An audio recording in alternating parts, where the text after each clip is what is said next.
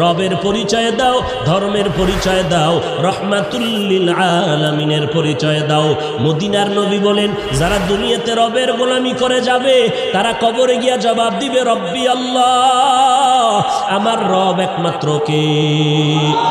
দুনিয়াতে যারা ইসলাম মেনে চলবে কবরে গিয়া জবাব দিবে, দীনিয়াল ইসলাম, আমার ধর্মের নাম কি?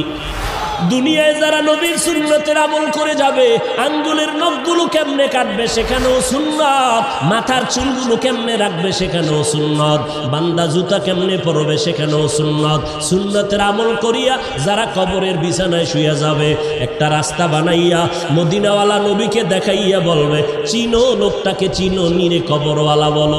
যারা আমার মাওলার মোহাব্বতে নবীজিরা আশেক হইয়া কবরে যাবে, নবীরা আশেকেরা নবীরে দেখিয়া চিনে ফেলবে, বলবি নি তো আমার মায়ার নবী।